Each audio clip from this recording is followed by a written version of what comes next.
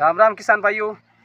आज मैं अपने YouTube चैनल आधुनिक खेती समृद्ध किसान में आपका हार्दिक स्वागत करता हूं। आज हम आए हैं रामसर कड़ऊ में सुरेंद्र मिश्रा के फार्म हाउस पर, जहां ढेंचे की खेती की जा रही है।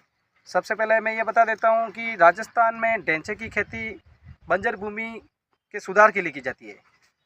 इसके लिए एक कहावत भी है कि बंजर भूमि का सुधार करना है तो ढेंचे की खेती को अपनाना है।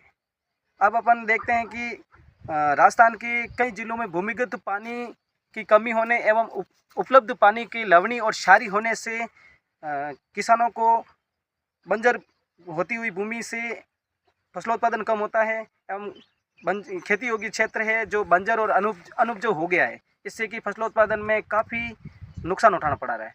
ऐसे में किसान भाई ढेंचे की खेती अपना सकते हैं। साथ ही आप देख सकते हैं कि राजस्थान के पश्चिमी जिलों में कई जगह खेत खाली पड़े हैं, तो ऐसे में किसान ढेंचे की खेती अपना सकते हैं, जिससे कि भूमि का सुधार होता है एवं बंजर भूमि का सुधार होता है और ऊसर भूमि का भी सुधार होता है साथ साथ। अब अपन देखते हैं कि ढेंचे की खेती कब कर सकते हैं। सबसे पहले ढेंचे की खेती रबी और खरीफ सीजन शुरू होने से पहले कर सकते हैं।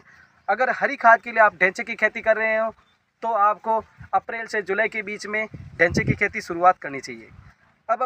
अब इसके लिए उपयुक्त वैरायटी कौन सी है? राजस्थान के लिए उपयुक्त वैरायटी है ढेंचे के लिए DH फर्स्ट, जो हर जगह अच्छी चलती है। जो किसान ढेंचा की खेती हरी खाद के लिए करते हैं उन किसानों को यूरिया और नाइट्रोजन युक्त उर्वरक देने की आवश्यकता नहीं पड़ती है।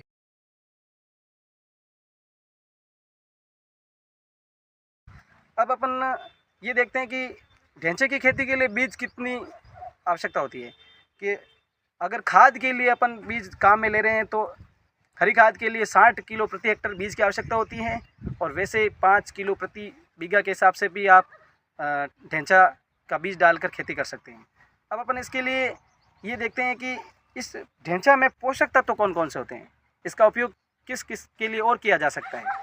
इस ढेंचा की फसल में nitrogen, potash, calcium, magnesium, zinc, iron, ये इन पोषक तत्वों का भंडार होने से पशु इसको आहार के लिए भी काम में लिया जा सकता है। पशुओं के आहार के लिए भी ये काम में आती है। जैसा कि इस खेती जो काम में खेती कर रहे हैं, यहाँ के जो कृषक हैं वो इनको काट कर पशुओं को खिला रहे हैं। अब जो किसान ढेंचा की खेती हरी खाद के लिए करते हैं उन किसानों को यूरिया और नाइट्रोजन युक्त उर्वरक देने की आवश्यकता नहीं पड़ती है, क्योंकि इस फसल की जड़ों में गांठें होती है और ये गांठें वायुमंडलीय नाइट्रोजन का स्थिरीकरण करती है और मिट्टी को नाइट्रोजन प्रदान करती है, जिससे कि नाइट्रोजन देने की आवश्यकता नहीं होती है।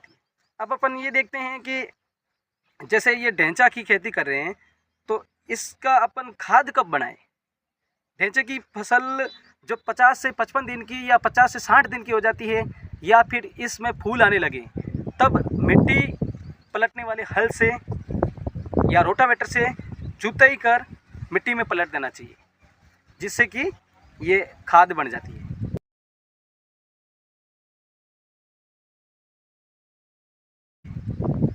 अब अपन ये देखते हैं कि ढेंचा की खेती से बायोमास कितना उत्पन्न होता है।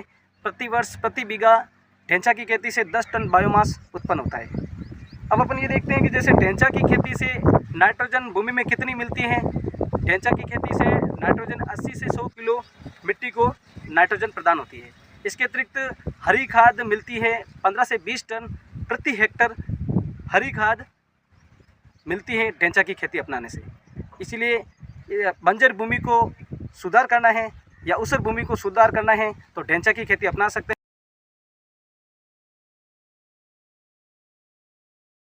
बंजर भूमि को सुधार करना है या ऊसर भूमि को सुधार करना है तो ढेंचा की खेती अपना सकते हैं किसान भाई।